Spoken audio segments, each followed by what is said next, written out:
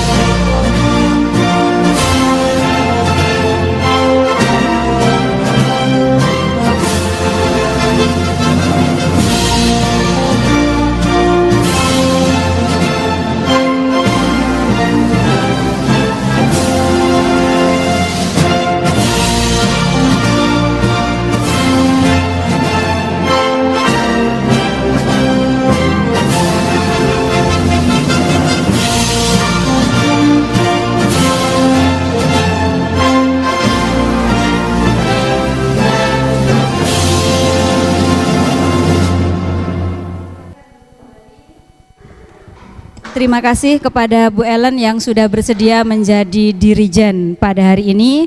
Kemudian menginjak acara selanjutnya yaitu pembentukan kesepakatan kelas. Bapak Ibu sudah ada sticky note masing-masing ya. Silahkan Bapak Ibu tuliskan di situ kesepakatan kelas seperti apa yang Bapak Ibu inginkan selama 1 jam ke depan. Saya kasih contoh, misal suasana yang menyenangkan, misal seperti itu. Ini contoh ya. Silakan Bapak Ibu pasti pengen ada kesepakatan kelas yang harus kita yakini bersama-sama selama 1 jam ke depan. Dituliskan di kertas warna pink masing-masing, kemudian nanti ditempel di sini. Pak Jul gak merusak sarpras ya? Tidak kan? Ya, nanti ditempelkan di sini, saya bacakan, setelah itu saya tuliskan di slide. Itu yang akan menjadi keyakinan kelas kita selama 1 jam ke depan. Dipersilakan. Ya Pak Ruli. Kesepakatannya ada berapa? Bebas, boleh nulis satu. Jadi nanti dari masing Bapak Ibu ini kita tempelkan di situ, kita sepakati yang mana yang akan kita pakai gitu ya. Dipersilahkan.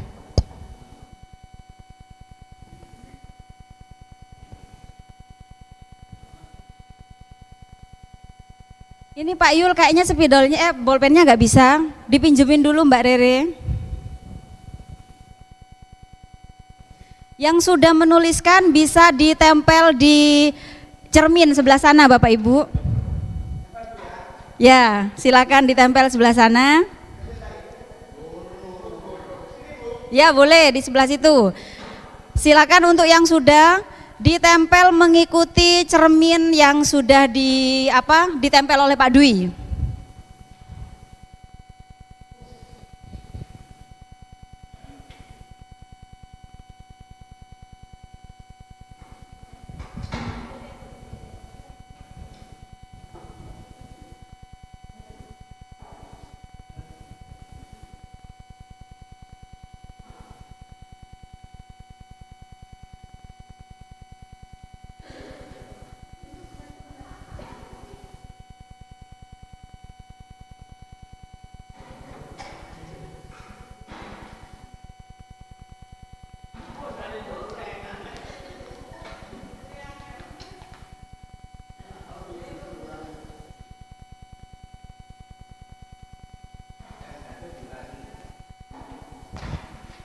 Sudah?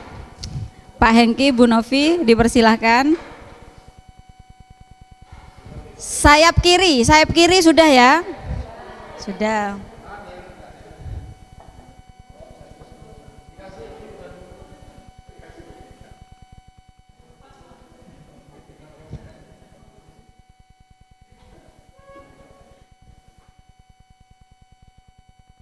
Oke, baik, semuanya sudah menuliskan.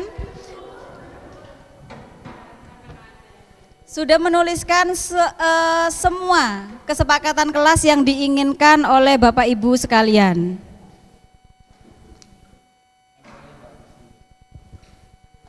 Sudah nggak apa-apa Pak Ruli. Saya bacakan ya, sebagian saya bacakan.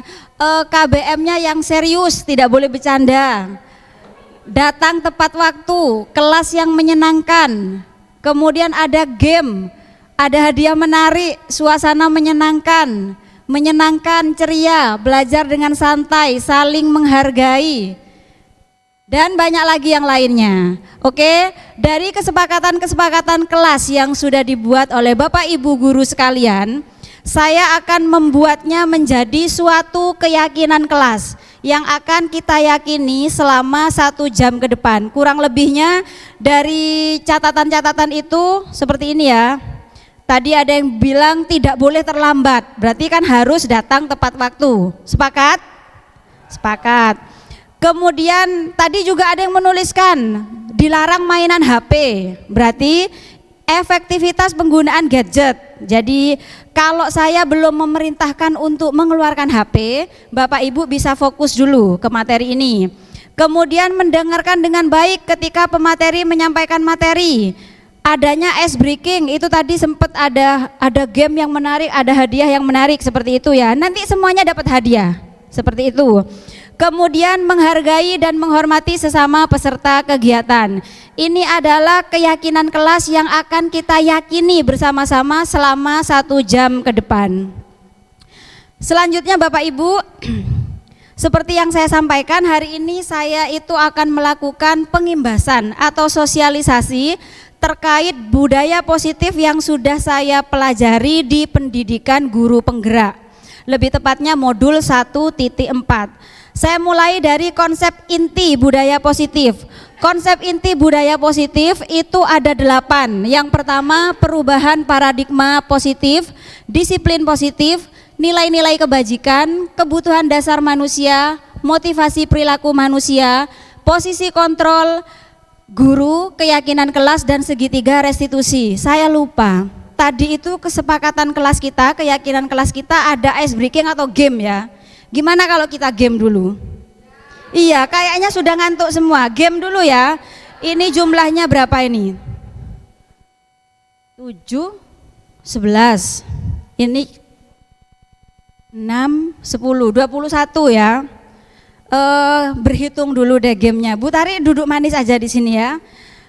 Berhitungnya sampai 4 saja. Oke, 1, 2, 3, 4, 1, 2, 3, 4.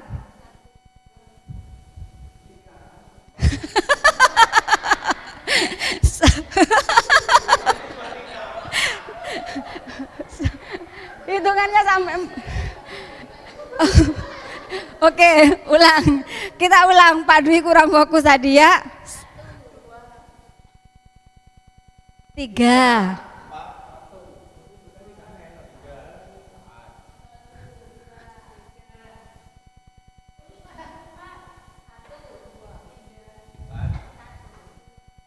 Oke, baik Bapak Ibu. Nomor 1 kumpul dengan nomor 1, nomor 2 dengan nomor 2. Baris di sini, yuk. Nomor 1 sini, 2 sini, 3 belakangnya, 4 belakangnya. Atau cukup nggak? 1, 2, 3, 4 cukup nggak? Cukup ya, oke. Gini aja kalau cukup, 1, 2, 3, 4. Oke, kalau cukup 1, 2, 3, 4. Silakan berbaris. Sudah? Gamenya ini berjudul sesungguhnya dan sebaliknya. Pasti sudah pernah ya? Ketika saya bilang sesungguhnya, lakukan yang sesungguhnya. Tapi ketika saya bilang sebaliknya, lakukan sebaliknya. Contoh, sesungguhnya maju berarti loncat. Pegang pundak teman. Oke? Pundak teman kelompok. Pundak teman dipegang. Yuk. Kalau saya bilang sesungguhnya maju, lompat. Apa? Terserah, itu bebas masing-masing kelompok. Oke. Kalau saya bilang sesungguhnya kanan. Pegang pundak teman Pak Hengki dan posisinya loncat. Sebaliknya mundur.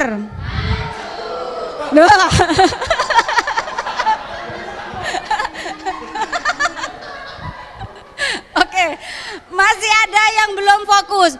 Oke, itu tadi simulasi. Sekarang game yang sebenarnya. Sebaliknya maju. Sebaliknya maju. Sesungguhnya kanan. Sesungguhnya maju. Sebaliknya kiri.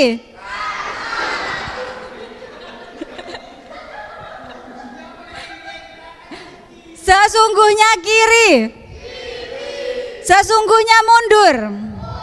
Sebaliknya maju. Oke, tepuk tangan untuk kita semua.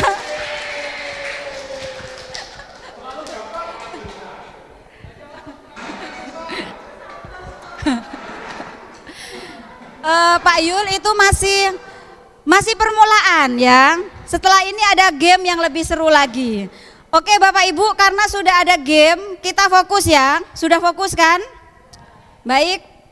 Konsep inti budaya positif ada 8, sudah saya bacakan. Selanjutnya kita mulai satu persatu.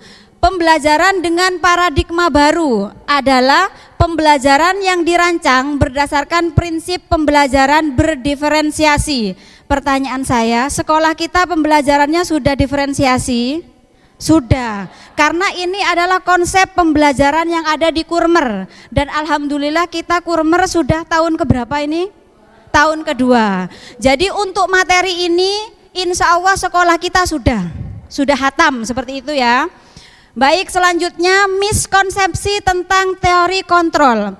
Ini yang saya pelajari di pendidikan guru penggerak dan alhamdulillah saya sadar selama ini saya salah Bapak Ibu. Kita mulai dari yang pertama. Ilusi guru mengontrol murid. Jadi kita bisa mengontrol murid, itu yang ada di bayangan saya sebelum ikut pendidikan guru penggerak. Kita bisa mengontrol murid padahal tidak. Kemudian ilusi bahwa semua penguatan positif, efektif dan bermanfaat. Contoh pemberian reward, pemberian hadiah, kita selama ini menganggapnya itu bermanfaat, padahal tidak, penjelasannya nanti. Kemudian ilusi bahwa kritik dan membuat rasa bersalah mampu menguatkan karakter. Kamu ini gimana sih? Ismail kemarin terlambat, hari ini terlambat. Kamu gak kasihan kah sama ibumu? Gak kasihan kah sama kakekmu? Dengan seperti itu kita merasa sudah berhasil membuat Ismail merasa bersalah. Ternyata tidak. Ismail merasa bersalah, tapi itu akan dibawa terus. Dia akan merasa sebagai anak yang gagal. Jadi itu tidak boleh Bapak Ibu. Saya juga baru tahu ketika saya mengikuti pendidikan guru penggerak. Kemudian ilusi bahwa orang dewasa berhak memaksa, gak mau tahu urusan anak-anak, pokoknya mau gak mau kamu harus mau. Itu yang sering Bapak Ibu lakukan termasuk saya. Kemudian ini ada stimulus respon dan teori kontrol. Bedanya gini, kalau stimulus respon itu sesuatu yang tiba-tiba muncul dari kita ya ceplos aja, itu otomatis muncul. Tapi untuk teori kontrol itu sesuatu yang bisa kita lakukan dengan berpikir jernih. Contohnya gini, kalau stimulus respon itu realitas bahwa kebutuhan kita sama. Kita menganggap bahwa kita semua memiliki kebutuhan yang sama. Itu naluri, kita nganggapnya seperti itu. Padahal dengan teori kontrol, kita itu bisa melakukan bahwa kebutuhan kita itu berbeda-beda.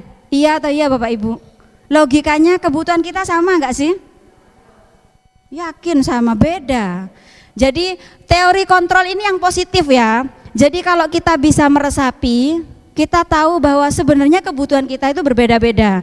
Ini nanti bisa kita terapkan kepada anak didik kita. Bahwasanya kebutuhan antara Ayubi dengan kebutuhan si Jihan, anaknya Budiana, sama atau beda? Beda. Itu kita nanti akan belajarnya di situ bahwasanya kebutuhan tiap murid kita itu beda. Semua orang melihat hal yang sama, padahal kenyataannya dengan teori kontrol setiap orang memiliki gambaran berbeda. Contoh Pak Helmi. Pak Helmi itu melihat sesuatu itu pasti seni. Ada coretan anak-anak di dinding, mural, Pak Helmi melihatnya itu sisi seni. Tapi ketika saya yang melihat itu adalah pelanggaran, itu pengerusakan. Iya atau ya? Ya, karena cara pandang orang itu pasti berbeda-beda. Kita mencoba mengubah orang agar berpandangan sama dengan kita. Padahal dengan teori kontrol kita berusaha memahami pandangan orang lain tentang dunia. Saya gak bisa mengubah pandangan Pak Juliono terhadap saya. Gak bisa kan? Saya mau memberi image apapun, Pak Yul pasti punya pandangan tersendiri kepada saya, iya atau ya? Yang bisa kita lakukan adalah berusaha memahami pandangan orang lain tentang dunia. Saya itu berusaha memahami kenapa sih Pak Yul itu memandang saya guru yang cerewet, guru yang saenake dhewe. Itu yang bisa kita lakukan. Jadi saya nggak bisa merubah Pak Yul agar merubah pandangannya terhadap saya. Itu juga bisa kita terapkan kepada murid-murid kita. Kita tidak bisa memaksa anak kelas 11-4 menyukai saya, nggak bisa. Tapi kita bisa mendekati mereka. Sebenarnya apa sih yang diinginkan oleh Fani? Sebenarnya boy itu butuh apa sih? Itu yang bisa kita lakukan. Yang benar seperti itu Bapak Ibu. Dan selanjutnya perilaku buruk dilihat sebagai suatu kesalahan. Semua perilaku memiliki tujuan. Nah ini yang sering. Mungkin Bu Ellen sudah tahu ya, beberapa hari ini sejak saya mengikuti pelatihan guru penggerak, saya itu sudah tidak pernah ganas di depan. Dulu sebelum saya mengikuti pendidikan guru penggerak, ada anak terlambat dikit, ini taringnya wes metu. Saya gak mau tahu, mau kamu kena macet lah kamu apa, saya nggak mau tahu. Pokoknya kamu terlambat, kamu dihukum. Padahal yang bisa kita lakukan adalah anak itu terlambat pasti ada alasannya. Mungkin halah ngomong tok Bu, oke gini. Ketika si Kayla sama Panji terlambat, mungkin ini nggak bisa diterapkan, ya kan Bu Ellen? Tapi ketika suatu saat ada Kevin datang terlambat, kita harus tahu alasannya. Karena Gavin bukan anak yang tipe terlambat. Setelah ditanya ternyata Bu tadi saya habis kecelakaan. Nah kalau kita tidak melakukan itu kita berdosa Bapak Ibu. Seperti itu ya. Orang lain bisa mengontrol saya, tidak seperti itu. Hanya Anda yang bisa mengontrol diri Anda sendiri. Kemudian saya bisa mengontrol orang lain juga tidak. Justru Anda tidak bisa dikontrol oleh orang lain. Yang terakhir, pemaksaan ada pada saat bujukan gagal. Sebenarnya untuk teori kontrolnya adalah kolaborasi dan konsensus menciptakan pilihan-pilihan baru. Bapak Ibu, ini saya dikejar waktu jadi agak cepat ya, tapi nanti ada sesi tanya jawab. Saya lanjutkan dulu. Disiplin positif. Disiplin positif merupakan salah satu cara penerapan disiplin yang bertujuan untuk menumbuhkan kesadaran serta memberdayakan peserta didik tanpa imbalan penghargaan atau reward, ancaman atau hukuman. Sebagai pendidik, tujuan kita adalah menciptakan peserta didik yang memiliki disiplin diri sehingga mereka berperilaku mengacu kepada nilai-nilai kebajikan universal dan memiliki motivasi intrinsik dalam perubahan perilaku ke arah yang lebih baik. Gini Bapak Ibu, disiplin positif, saya salah selama ini. Selama ini saya menerapkan disiplin positif di sekolah. Sebelum saya mengikuti pendidikan guru penggerak itu dengan ancaman.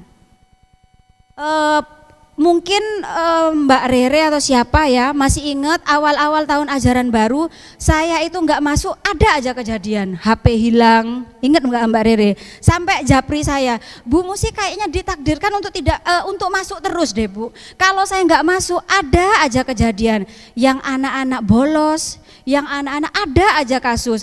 Ternyata setelah saya ikut pendidikan guru penggerak, disiplin positif itu tidak bisa kita terapkan dengan ancaman, tidak bisa kita terapkan dengan hukuman, tapi kita terapkan disiplin positif agar anak itu sadar dengan sendirinya. Contoh yang saya lakukan hari ini, Bapak Ibu, seragam kita berbeda ya, dan ini sudah tidak menunjukkan disiplin positif. Saya cerita sedikit. Kebiasaan di rumah itu kami setrikanya di laundry. Kalau laundrynya itu hari Sabtu, sehingga orangnya ngembalikan itu Senin sore. Maka seragam Senin itu saya setrika dulu. Saya siapkan seragam Senin, kemudian Sabtu laundrynya dibawa oleh pihak laundry. Otomatis seragam saya yang hari Selasa kan ada di laundry. Hari Minggu ada informasi bahwa seragamnya dibalik. Nah dari situ saya sudah, ya nggak bisa karena seragamnya sudah di laundry dan saya siapnya seragam Senin. Sehingga yang saya lakukan hari ini menggunakan seragam yang senada. Disiplin positifnya adalah selama ini saya manut, saya selalu mematuhi aturan sekolah, bukan agar dipuji kepala sekolah, tidak. Bukan agar saya disiplin takut ditegur kepala sekolah, tidak. Ketika sekarang saya tidak menerapkan disiplin positif, jujur saya gak nyaman. Bapak Ibu, saya sekarang itu tugasnya di guru penggerak menerapkan di sekolah masing-masing. Ketika seragam berbeda, maka video yang terlihat seolah-olah saya kan tidak menerapkan di sekolah saya toh. Justru kalau mau jujur-jujuran itu mengurangi nilai saya. Jadi saya di sini merasa gak nyaman karena saya tidak menerapkan disiplin positif. Nah ini yang akan kita lakukan kepada murid-murid kita. Jangan kita beri mereka hukuman, jangan beri mereka ancaman, tapi kita menerapkan disiplin positif itu agar menjiwai mereka. Seperti yang saya rasakan sekarang, gak nyaman. Ketika saya melanggar seperti ini ada rasa gak nyaman. Bukan takut, saya tidak takut ditegur kepala sekolah. Karena saya merasa ya gimana, terpaksa gitu ya. Kemudian agar saya diberi penghargaan, tidak. Nah itu yang akan kita terapkan nanti kepada murid-murid kita terkait disiplin positif. Lanjut Bapak Ibu, nilai-nilai kebajikan. Nilai-nilai kebajikan ada 3. Coba Bapak Ibu perhatikan profil pelajar Pancasila. Kalau Pak Dwi, master kita itu biasanya ngasih sebutan makan roti manis. Masih ingat enggak? Makan roti manis ya, singkatan dari profil pelajar Pancasila ini. Ada beriman, makan, beriman dan bertakwa dan seterusnya. Kemudian PYP itu juga sebenarnya kalau kita lihat nilai ini, nilainya sama saja. Itu semuanya berisi nilai-nilai kebajikan. Seperti itu, saya lanjut dulu. Kebutuhan dasar manusia. Kebutuhan manusia adalah segala sesuatu yang dibutuhkan oleh manusia untuk mempertahankan keseimbangan kondisi fisiologis dan psikologis yang bertujuan untuk mempertahankan kehidupan dan kesehatan. Jadi Bapak Ibu, kita harus mempelajari kebutuhan dasar manusia agar apa? Agar ketika kita berhadapan dengan murid yang berkasus, kita tahu sebenarnya kebutuhan dasar murid ini yang tidak terpenuhi apa. Nanti ada contohnya.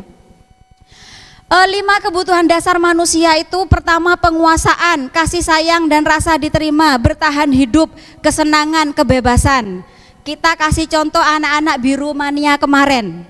Ayubi sebagai ketua Birumania, BK-nya Bu Ellen ya. Selama ini mungkin Bu Ellen melihat bagaimana Ayubi di BK, bagaimana Ayubi itu selalu menekan guru BK agar Birumania begini-begini. Kira-kira kalau kita lihat kebutuhan dasarnya Ayubi, apa yang tidak terpenuhi? Dia merasa, aku ketuanya Birumania, aku harus bisa mengaktifkan Birumania. Birumania tidak boleh dibubarkan, tidak boleh dibekukan, sehingga dia melakukan banyak sekali pelanggaran-pelanggaran agar Birumania diaktifkan kembali. Kira-kira kalau kita lihat kebutuhan dasar manusia yang ada di depan, Ayubi kebutuhannya yang belum terpenuhi apa? Kebebasan boleh, apalagi? Kesenangan boleh ya, dia kan pengen seneng-seneng. Kasih sayang, iya. Kayaknya penguasaan masuk enggak? Masuk, dia kan merasa ketuanya. Kayaknya masuk semua ya. Nah, masih disangsikan ya. Gak ada kaitannya berarti ya Pak Dwi ya. Yang masuk berarti untuk kasusnya Ayubi 1, 2, 3, 4. Nah, saya angkat Ayubi karena gini, saya selalu satu tim ya sama Pak Ruli. Nanti Bu Musi ikut pendidikan guru penggerak itu pasti ada gejolak. Bu Musi yang beranggapan seperti ini, guru penggerak seperti ini. Setelah saya ikut guru penggerak, jadi gini, guru penggerak itu kalau saya lihat programnya ya trial and error.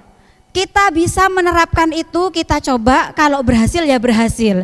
Dan ini akan terjadi error ketika pendidikan program-program di guru penggerak kita terapkan kepada anak-anak khusus seperti yang saya sebutkan tadi. Contoh Ayubi. Ayubi itu kebutuhan dasarnya kurang kasih sayang.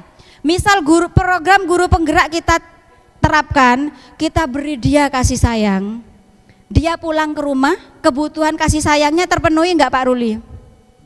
Nah, itu yang membuat errornya di situ. Karena apa? Ayubi itu trouble-nya bukan hanya di sekolah. Ketika dia trouble di sekolah, kita bisa mengatasi itu, pulang ke rumah, kebutuhannya kurang lagi. Dia tidak dapat kasih sayang dari orang tua. Tapi ketika kita memperlakukan misalnya gak mau tahu, kita beri ancaman hukuman kepada Afriansah, anaknya Pak Dimas. Afriansah itu saya ingat betul kelas 11 selalu terlambat. Sampai Afriansah itu menyimpan dendam ke beberapa guru. Kalau kita tidak menerapkan program guru penggerak kepada Afriansah, kita memperlakukan Afriansah dengan Ayubi sama, maka hasilnya kita akan mencetak Ayubi yang baru. Iya atau iya? Ya enggak Bapak Ibu? Afriansah itu saya dan Pak Bambang pernah bertanya, ternyata anak itu sering terlambat karena jualan. Saya dan Pak Bambang itu sudah negatif thinking. Gimana sih orang tuanya? Kok anak disuruh jualan? Anak itu kan tugasnya sekolah ya, tapi orang tua nyuruh jualan. Saya sama Pak Bambang sudah negatif thinking sama Afriansah. Kemudian sampai di satu titik itu anak ini selalu disalahkan. Setiap hari mesti terlambat karena jualannya malam. Akhirnya agak serantan, saya minta nomornya mamanya Afriansah kepada Pak Bambang. Saya telepon. Ternyata yang terjadi, orang tuanya itu tidak tahu Bapak Ibu, kalau anak itu sering terlambat ke sekolah. kalau anak ini sering terlambat karena dia jualan, dan orang tua tidak tahu kalau di sekolah guru-guru sudah menjas bahwa orang tua Afriansah itu eksploitasi anak, itu nggak tahu. Setelah itu langsung mamanya saat itu juga melarang anak ini jualan. Ternyata setelah itu bisa, anak itu tidak terlambat. Ketambahan naik ke kelas 12, ternyata Pak Dimas itu punya kesepakatan kelas. Kalau terlambat bayar berapa Pak Dimas? Bayar 100.000. Mungkin, kok ngawur ya, mungkin seperti itu. Saya tanya sama Afriansah, enak gitu Bu, Pak Dimas itu punya peraturan didenda, jadi saya nggak telat. Nyampe sekolah mesti pagi-pagi, nyampe kelas turu. Iya, artinya apa? Afriansah tidak berat sama sekali dengan kesepakatan itu, dan itu bisa membuat dia tidak terlambat. Jadi seperti itu Bapak Ibu, masing-masing anak itu punya riwayat keluarga berbeda-beda. Jangan sampai kita hala Afriansah, Ayubi, Mahesa itu sama aja, tidak, itu berbeda. Kalau kita menyamakan, maka Afriansah yang awalnya background dari rumah itu baik-baik saja, bapak ibunya lengkap, dapat kasih sayang lengkap dari rumah, kita memperlakukan dia sama dengan Ayubi, secara tidak langsung kita menciptakan Ayubi-Ayubi yang baru. Seperti itu. Kalau Bapak Ibu, Bu, ini enggak cocok diterapkan pada Ayubi, wajar. Kita sudah memenuhi kebutuhan Ayubi di sekolah, yaitu kita beri dia kasih sayang, kita ajak dia ngomong. Ternyata nyampe rumah Ayubi tidak mendapatkan kasih sayang itu dari orang tuanya. Wajar kalau program ini gagal, seperti itu. Tapi pertanyaannya, di sekolah kita yang seperti Ayubi berapa persen sih? Paling 5% ya maksimal. Oleh karenanya kita terapkan program ini karena ada 95% anak kita yang harus kita openi. Lanjut ya Bapak Ibu. Motivasi perilaku manusia. Yang pertama untuk menghindari ketidaknyamanan atau hukuman. Contoh, anak-anak selalu datang terlambat agar tidak dihukum oleh tim tatib yang ada di depan. Untuk mendapatkan imbalan atau penghargaan dari orang lain, anak OSIS selalu kerja all out agar nanti dikasih sesuatu oleh Pak Helmi. Dua ini kurang bagus. Ternyata yang bagus adalah untuk menjadi orang yang mereka inginkan dan menghargai diri sendiri dengan nilai-nilai yang mereka percaya. Salma, Cilma, dan lain-lainnya bekerja loyal di keosisan karena mereka menghargai nilai-nilai mereka, bukan agar mendapat pujian dari Pak Helmi, bukan agar tidak dihukum oleh Bu Musi, tidak. Anak-anak OSIS bekerja sesuai dengan job masing-masing agar menjadi pribadi yang nomor 3. Itu yang nanti kita harapkan semua anak kita menjadi pribadi-pribadi seperti pribadi yang terakhir, seperti itu. Kemudian konsep disiplin dengan identitas gagal. Nah ini Bapak Ibu yang saya juga baru paham ketika saya ikut pendidikan guru penggerak. Konsep disiplin yang gagal itu dengan hukuman seperti yang saya sampaikan tadi, menyakitkan. Contoh Afriansah tadi, dia masih sakit hati sampai sekarang. Jadi ya karena itu tadi, karena kita memperlakukan dia salah langsung dengan hukuman, seperti itu. Kemudian ada rasa tidak nyaman, murid menjadi takut, memaksa, murid menyembunyikan kesalahannya, murid menjadi rendah diri. Ini yang saya lakukan sebelum mengikuti pendidikan guru penggerak. Wes pokoknya salah, gak ngurus, sesuai tata tertib kamu salah, gak mau tahu alasannya. Ini ternyata tidak bagus, ini menjadi konsep disiplin yang gagal. Anak kalau sudah lulus dari SMA Barunawati balik asal. Karena apa? Sudah tidak ada Bu Musi yang menghukum, sudah tidak ada tim BK, sudah tidak ada tata tertib lagi. Saya akan menjadi pribadi yang melanggar lagi. Itu yang kita hindari. Penghargaan ini ternyata juga kurang bagus Bapak Ibu. Tidak efektif, merusak hubungan, mematikan kreativitas, menghukum dengan sistem ranking, merampas hak menghargai dirinya. Karena apa? Contoh penghargaan seperti yang saya sampaikan Pak Helmi, anak OSIS dikasih suatu job, suatu proyek, kerjakan. Kamu kerjakan, nanti saya kasih uang. Besok ada job lagi gak ada uangnya, kira-kira gimana? Merotoli, gak mau. Itu yang disebut kenapa penghargaan itu kurang bagus, kurang efektif. Nah yang bagus seperti ini, Bisa dengan konsekuensi atau restitusi. Dengan konsekuensi itu penguatan jangka panjang. Contoh konsekuensi, ketika ada anak memecahkan kaca, konsekuensinya mengganti, jangan dihukum. Itu tidak relevan. Anak memecahkan kaca skorsing seminggu, gak relevan. Memecahkan kaca, yuk konsekuensinya harus diganti, seperti itu. Kemudian dengan restitusi ini nanti panjang, saya punya contohnya, sudah saya terapkan di kelas 11.4. Karena saya nggak punya kelas sekarang, kelasnya sudah lulus semua. Oke, lanjut. Konsep disiplin pendekatan restitusi, sebuah cara menanamkan disiplin positif pada murid. Restitusi ini nanti langsung prakteknya ya Bapak Ibu, tidak saya bacakan karena ini cukup panjang. Ya, perbedaan. Contoh kasus siswa sering tidak mengerjakan PR. Nah ini, biar Bapak Ibu nanti di kelas gimana sih mempraktekannya, saya langsung contoh. Ketika ada siswa tidak mengerjakan PR, kalau dengan cara hukuman yang kurang bagus, guru menghukum siswa tersebut hormat bendera selama 10 menit, tidak mengerjakan soal matematika, trigonometri, hukumannya hormat bendera 10 menit. Kira-kira relevan enggak? Relevan enggak Bapak Ibu? Hukumannya dia hormat, padahal PR-nya belum dikerjakan. Kira-kira dengan hormat bendera PR-nya selesai? Materinya tuntas? Nah itu contohnya. Konsekuensi, guru memberikan konsekuensi untuk mengerjakan PR-nya saat istirahat atau dikerjakan sebanyak 3 kali lipat. Relevan? Ketika dia mengerjakan saat istirahat relevan sih, tapi kan mengurangi jam dia istirahat, seperti itu. Kemudian dengan restitusi, guru menanyakan keyakinan kelas atau dirinya dan membantu siswa menyelesaikan masalahnya. Guru terbuka dan siswa menghormati dirinya dan orang lain. Jadi kalau dengan restitusi pertama ditanyakan dulu. Karena kita melakukan apapun pasti ada tujuannya. Kenapa tidak mengerjakan PR? Seperti itu.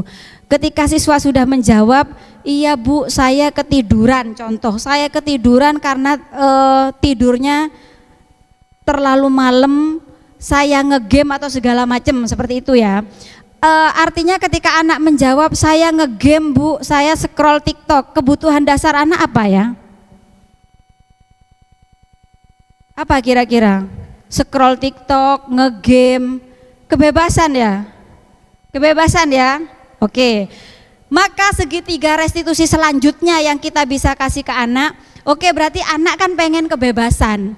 Pertanyaannya, apakah kebebasan itu harus dengan scroll TikTok, harus dengan game sampai lupa waktu, sampai tidak mengerjakan PR?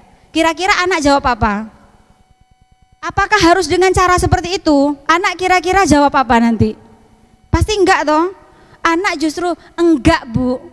Kira-kira kebebasan seperti apa yang bisa kamu ekspresikan selain ngegame, scroll TikTok sampai malam? Dia pasti akan punya jawaban. Lalu kita tarik lagi, kita kan punya kesepakatan kelas atau bukan peraturan, kesepakatan kelas atau keyakinan kelas.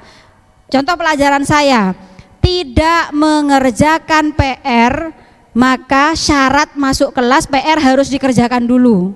Kalau anak sudah tahu kesepakatan itu, yang dilakukan anak apa kira-kira?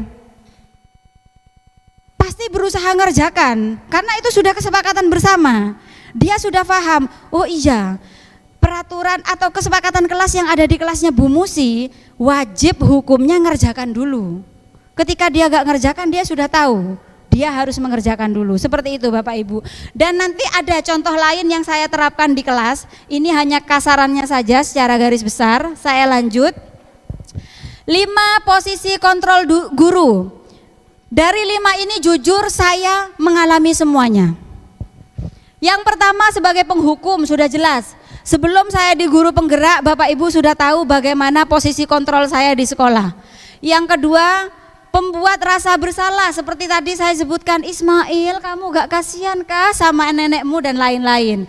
Sebagai teman ini gini, contoh ya, kamu gimana sih kok gak dikerjakan, nanti dimarahin sama gurunya.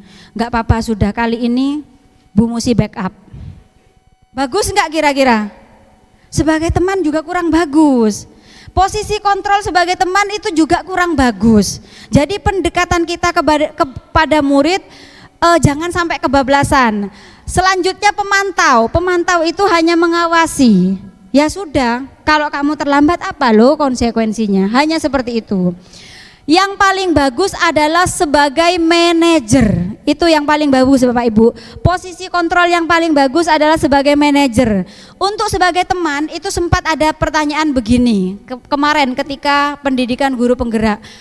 Berarti kita tidak boleh posisi kontrol sebagai teman? Boleh. Tapi gini, tarik ulur. Ketika kita sudah memposisikan teman kepada murid, murid sudah mau terbuka, dia menceritakan semua yang dia alami, itu bagus. Jadi guru akan tahu kenapa sih murid ini bertingkah, oh itu Bu di rumahnya begini. Tapi ketika kita sudah sebagai teman dan murid ini kebablasan, kita mundur, kita beri tembok, saya gurumu, bukan temanmu, seperti itu. Jadi jangan sampai posisi kontrol sebagai teman membuat murid-murid kita itu kebablasan. Halah gampang ada Bu Musi, engkau lah di backup. Gampang, Bu Musi CS ku. Itu kurang bagus Bapak Ibu. Yang terbaik adalah sebagai manajer. Contoh penerapan 5 posisi kontrol. Nah ini contohnya, sebagai penghukum, patuhi aturan sekolah lalu berdiri di depan barisan. Gak mau tahu, pokoknya melanggar wis dihukum. Kemudian pembuat rasa bersalah ya urutannya. Seperti yang saya sebutkan tadi, berapa kali Bu Guru harus memberitahu kamu, Bu Guru kecewa sama kamu, anak akan merasa.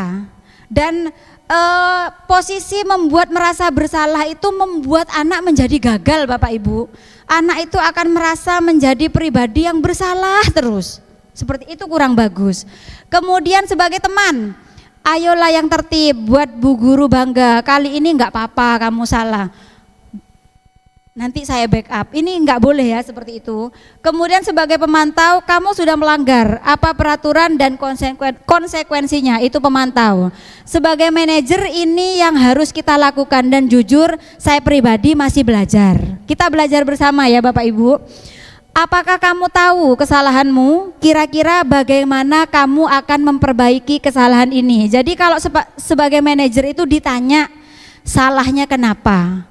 Kemudian lempar lagi ke anak, kira-kira apa yang akan kamu lakukan untuk memperbaiki ini? Ini sudah saya lakukan ya Bu Ellen. Ketika anak terlambat, saya tanya alasan terlambat. Ketika anak menjawab alasan itu, saya tanya, terus gimana solusinya? Yo anak bisa loh memberikan solusi sendiri. Karena dia tahu masalah yang dia hadapi apa, dia tahu solusinya. Itu yang kita lakukan sebagai manajer. Kita nggak bisa menyetir atau mengontrol anak-anak seperti itu. Keyakinan kelas itu seperti yang kita lakukan tadi ya, berawal dari kesepakatan bersama dan kita sepakat setuju, jadilah suatu keyakinan kelas. Kenapa harus keyakinan kelas, tidak peraturan kelas? Kalau peraturan kelas kan seperti tata tertib yang saya berikan ke siswa, itu yang membuat siapa? Tata tertib sekolah. Murid tidak terlibat, sekolah pokoknya memberikan peraturan atau tata tertib, datang maksimal jam 6.30, berpakaian sesuai hari Senin ini, tidak boleh begini, itu sekolah yang membuat. Karena sekolah yang membuat, murid tidak ikut di dalamnya, selama ini murid hanya mematuhi peraturan sekolah. Kenapa harus keyakinan kelas? Kalau keyakinan kelas seperti yang kita laksanakan tadi, yang buat siapa? Semua, Bapak Ibu semua peserta ya, saya terlibat di dalamnya dan kita sudah sepakat. Itu kenapa harus keyakinan kelas, bukan peraturan kelas. Karena keyakinan kelas kita buat bersama-sama dan kita sepakat bersama-sama, seperti itu. Oke, nah ini sudah mau closing Bapak Ibu. Contoh, penerapan pembuatan kesepakatan kelas. Tadi sudah secara langsung ya, ini saya menerapkan di kelas 11.4 waktu PMM. Saya PMM itu dapat kelas 11.4, asesornya Pak Dwi waktu itu. Saya terapkan kepada 11.4 bagaimana kita membuat suatu kesepakatan kelas. Sama dengan ini, anak-anak itu bikin kesepakatan sendiri, kemudian kita semua sepakat jadi satu, jadilah keyakinan kelas, seperti itu. Kemudian Bagaimana pembentukan keyakinan kelas? Seperti tadi sudah kita praktekkan. Segitiga restitusi. Segitiga restitusi itu langkah pertama menstabilkan identitas. Pertama, kalau ada murid melakukan kesalahan, kita tanya dulu kenapa dia melakukan kesalahan itu. Setelah dia memberi alasan, stabilkan identitasnya, artinya gini, oke, saya tahu saya bisa menerima alasan kamu. Wajar kamu terlambat karena ternyata di jalan X macet. Kita harus menyampaikan itu. Kemudian validasi tindakan yang salah. Berangkat lagi. Kamu tadi kena macet karena berangkatnya jam berapa? 6.15, Bu.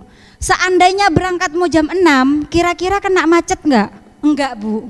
Nah, itu kita tarik ke validasi tindakan yang salah. Artinya anak berangkat jam 6.15 itu salah sehingga ketemu macet. Misal dia berangkatnya jam 6, ketemu macet pun kira-kira telat enggak? Enggak, karena berangkatnya lebih pagi, seperti itu. Kemudian menanyakan keyakinan, kembalikan lagi. Kamu sudah tahu keyakinan sekolah seperti apa? Masuk jam 6.30, Bu. Sekarang kamu masuknya jam 6.10, kira-kira gimana? Melanggar, Bu, seperti itu. Seperti itu yang dilakukan dalam segitiga restitusi. Bapak Ibu biar lebih ini nanti ada contohnya. Assalamualaikum warahmatullahi wabarakatuh. Salam guru penggerak. Perkenalkan, nama saya Musyarofah SPD, calon guru penggerak Angkatan 10 Kota Surabaya. Hari ini saya akan memaparkan video penerapan segitiga restitusi di sekolah modul 1.4 tentang budaya positif. Segitiga restitusi adalah proses menciptakan kondisi bagi murid untuk memperbaiki kesalahannya sehingga karakter mereka lebih kuat ketika kembali pada kelompoknya. Segitiga restitusi terdiri dari 3 tahapan. Tahap pertama, menstabilkan identitas. Tahap kedua, validasi tindakan yang salah. Tahap ketiga, menanyakan keyakinan. Tahap 1, menstabilkan identitas. Dilakukan berdasarkan prinsip teori kontrol. Kita semua akan melakukan hal terbaik yang bisa kita lakukan. Selain itu, prinsip berikutnya adalah mengubah identitas anak dari orang yang gagal karena melakukan kesalahan menjadi orang yang sukses. Tahap 2, validasi tindakan yang salah. Dilakukan berdasarkan prinsip menurut teori kontrol, semua tindakan manusia, baik atau buruk, pasti memiliki maksud atau tujuan. Berikutnya, melibatkan pengakuan dan penerimaan perasaan serta tindakan siswa, bahkan jika mereka telah melakukan kesalahan. Terakhir, para guru yang telah menerapkan strategi ini mengatakan bahwa anak-anak yang tadinya tidak terjangkau menjadi lebih terbuka pada mereka. Tahap 3, menanyakan keyakinan. Dilakukan berdasarkan prinsip teori kontrol menyatakan bahwa pada dasarnya termotivasi secara internal. Ketika identitas sukses telah tercapai dan tingkah laku yang salah telah divalidasi, maka anak akan siap untuk dihubungkan dengan nilai-nilai yang dia percaya dan berpindah menjadi orang yang dia inginkan. Kasus 1. Salma, siswi kelas 11 datang ke sekolah memakai lipstik. Ketika ditegur oleh guru, dia mengelak dan tidak mengakui kalau memakai lipstik. Berikut adalah skenario penyelesaian masalah menggunakan segitiga restitusi.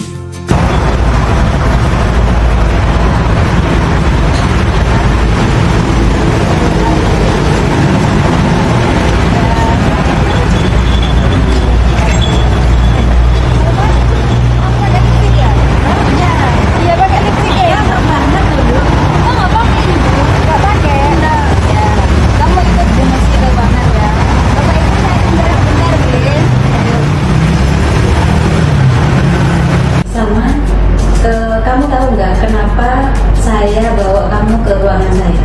Ya Bu, maaf saya salah Bu.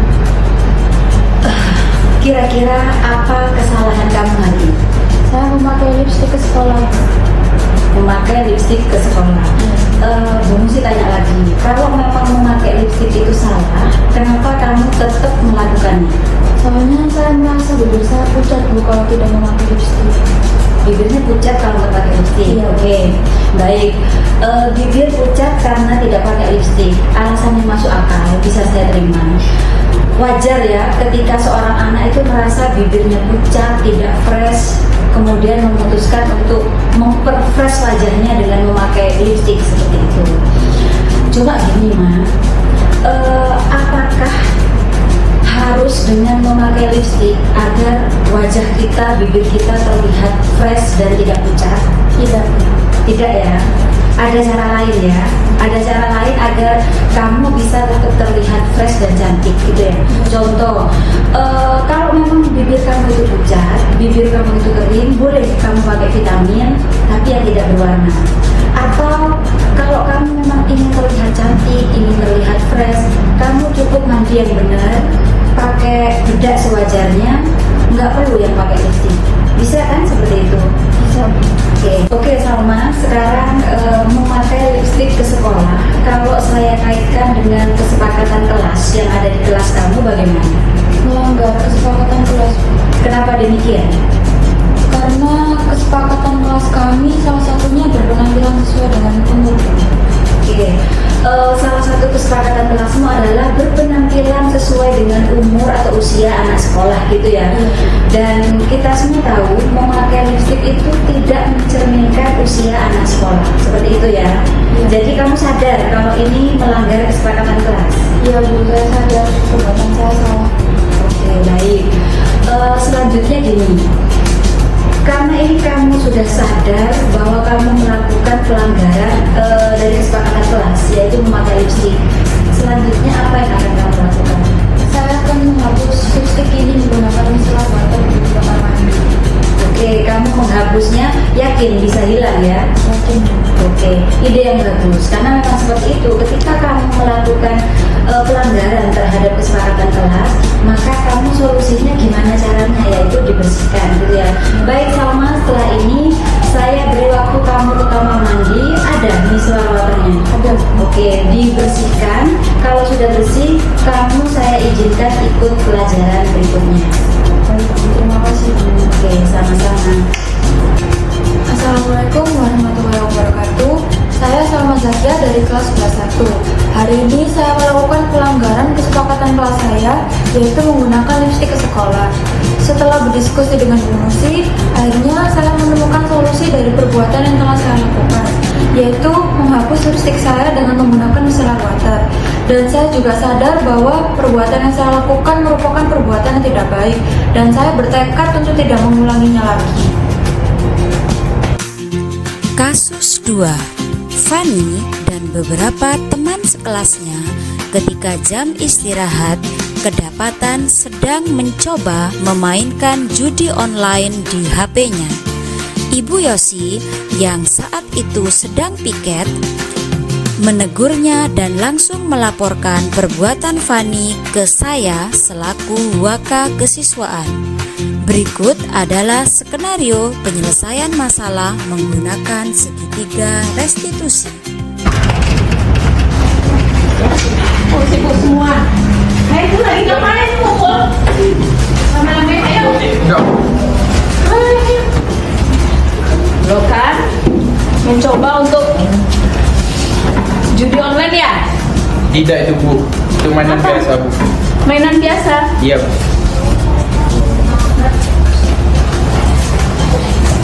Kamu sudah mencoba main ini? Tidak, Terus ngapain ngumpul-ngumpul bareng-bareng? cuma iseng Bu, mau lihat kok. Nggak main saya.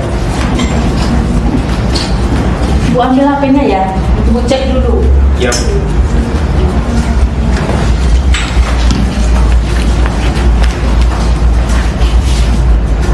Bu Musi, saya tadi masuk ke kelas 11.4, kemudian menemukan Fanny main dengan teman-temannya, sepertinya mencoba untuk ikut judi online.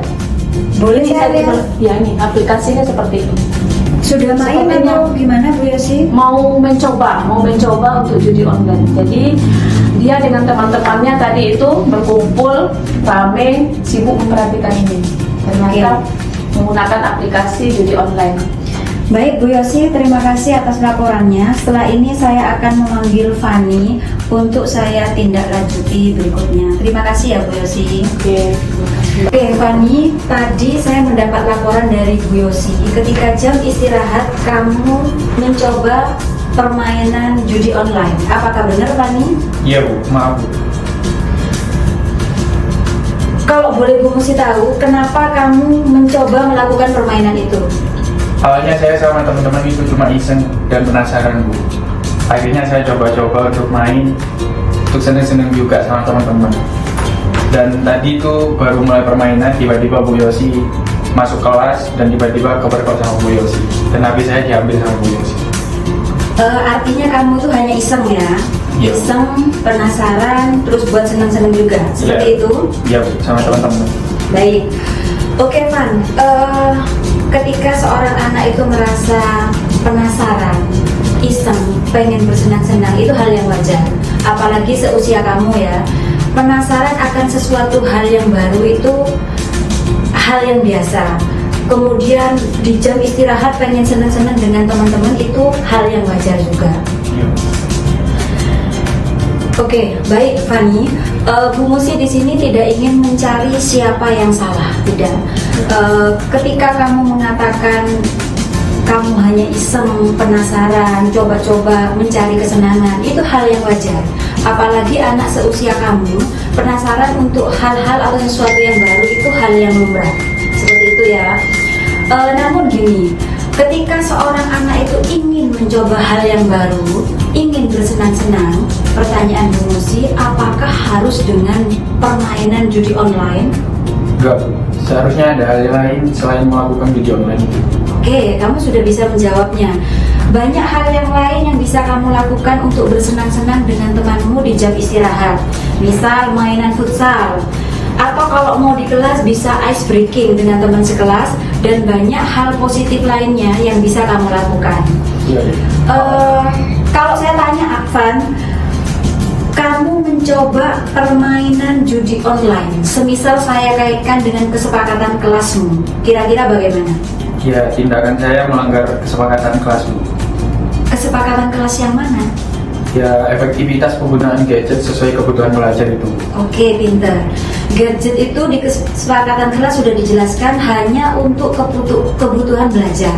Ketika kamu menggunakan gadget untuk mencoba permainan judi online, berarti sadar ya kalau itu melanggar kesepakatan kelas. Iya Bu. Oke. Melanggar. Baik. Sekarang gini, Van. Setelah ini, apa yang akan kamu lakukan untuk memperbaiki semuanya? Karena tadi Bu Yosi jelas marah dengan tindakan kamu. Kemudian laporan dari Bu Yosi, teman-teman satu kelas itu juga tertarik untuk mengikuti kamu untuk mencoba permainan judi online itu. Saya tanya, apa yang akan kamu lakukan? Tindakan apa yang akan kamu lakukan untuk membereskan semua ini? Saya akan meminta maaf kepada Bu Yosi Bu. Setelah itu saya akan mengajak Bu Yosi untuk mendampingi dan meluruskan ke teman-teman agar tidak terjerumus kepada judi online itu Bu. Dan saya akan menjelaskan kepada teman-teman bahwa yang saya lakukan itu sudah melanggar kesepakatan kelas. Oke, ide bagus. Bagus ya. Setelah ini saya beri kamu waktu untuk menemui Bu Yosi seperti yang kamu sampaikan, meminta maaf, mengajak beliau agar beliau juga paham bahwa kamu mencoba membereskan masalah ini. Terus kalau kamu juga ingin meluruskan ke teman-teman kelasmu kalau ini adalah pelanggaran dari kesepakatan kelas, saya juga beri waktu. Gitu ya Fani ya? Baik. Oke, Ibu harap setelah ini kamu menjadi anak yang lebih baik lagi, tidak ada lagi mencoba permainan judi online itu. Gitu ya? Oke, baik. Terima kasih. Assalamualaikum warahmatullahi wabarakatuh. Perkenalkan, nama saya Muhammad Fani Al-Farisi. Saya dari kelas 11/4. Di sini saya senang sekali ketika diajak Bu Musi untuk berdiskusi tentang kesalahan saya yang ingin mencoba untuk mempermainkan judi online di sekolah. saya menjadi sadar kalau perbuatan saya itu melanggar kesepakatan kelas. Dan berkat bantuan Bu Musi, saya menemukan solusi untuk mengatasi kekacauan yang sudah saya perbuat di kelas. Semoga untuk kedepannya saya tidak mengulang perbuatan saya lagi. Terima kasih. Terima kasih. Semoga contoh penerapan segitiga restitusi di sekolah saya bisa menjadi inspirasi bagi Bapak Ibu guru sekalian. Demikian Bapak Ibu, sebenarnya ada contoh yang lain tapi kurang lebihnya seperti itu ya. Contoh penerapan restitusi di sekolah untuk anak-anak yang melanggar atau melakukan kesalahan seperti itu. Mungkin Bapak Ibu mikirnya lama lah, iya memang lama. Tapi insya Allah tidak semua anak membutuhkan penerapan segitiga restitusi. Masih banyak anak kita yang tidak perlu diterapkan ini, anaknya sudah dari rumah sudah punya disiplin positif sehingga terbawa ke sekolah dan meringankan tugas kita seperti itu. Tapi kedepannya ketika ada kasus, saya juga belajar Bapak Ibu karena saya tipe orang yang tidak bisa mengontrol emosi dan saya sampaikan kepada fasil saya ketika rukol atau apapun itu, saya sampaikan bahwa saya itu masih taraf belajar seperti itu. Oke, karena ini sudah selesai dan masih ada waktu kurang lebih 5-10 menit, mungkin ada pertanyaan dari Bapak Ibu terkait diseminasi budaya positif yang saya sampaikan, dipersilahkan. Terima kasih Bu Musi. Nah, di sini kebetulan saya ngajar di kelas yang agak gimana gitu ya, yaitu di kelas 11-4. Mayoritas anak IPS mapelnya, tapi harus mau menerima pelajaran biologi. Nah, ini ada banyak sekali masalah dari situ. Nah, memang anak-anak itu sepertinya selalu mencari perhatian. Kayaknya di rumah pun juga dia kurang kasih sayang mungkin ya. Jadi banyak sekali pelanggaran yang dilakukan oleh anak-anak itu. Apakah anak-anak yang melanggar itu atau yang karakternya yang sangat-sangat gimana ya, membuat saya panas kadang-kadang hati saya, itu apakah saya harus melakukan restitusi itu satu persatu karena saking banyaknya anak yang melakukan pelanggaran. Nah, kalau misalnya saya melakukan restitusi terus, nah nanti kan waktu saya mengajar habis hanya untuk melakukan seperti itu. Itu aja pertanyaan saya, terima kasih. Baik Bu Har, pertanyaan yang bagus dan itu juga PR berat buat saya. Gini Bu Har dan Bapak Ibu yang lain, segitiga restitusi itu wajib dilaksanakan kepada semua anak yang melanggar. Ketika di kelas 11-4 itu lebih banyak yang melanggar, ya memang gimana caranya kita mengatur itu. Ini saya kasih contoh, saya ingat betul Heaven, mungkin Pak Helmi ingat ya. Heaven itu di awal MPLS menjadi peserta terbaik, ingat enggak? Ingat ya, Heaven itu adalah peserta terbaik karena anaknya aktif luar biasa.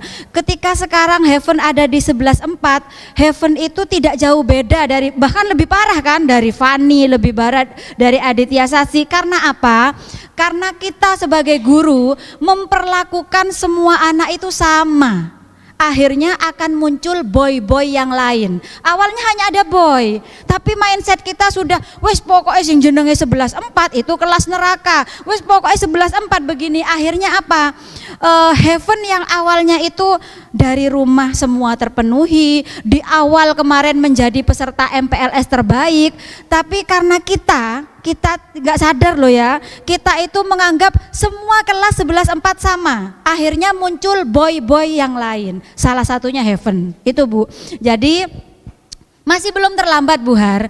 Sebenarnya kalau saya lihat 11-4 sama dengan Ayubi ya, yang bermasalah dan program guru penggerak ini diterapkan dan terjadi error hanya di 1-2 anak. Tapi karena kita tidak mau nyoba dulu. Kita sudah memperlakukan semua 11-4 sama, akhirnya apa? Heaven yang awalnya bagus akan menjadi boy-boy yang lain gitu. Jadi memang Bu Har harus kita terapkan itu, dan Bu Har tidak harus semuanya direstitusi hari ini.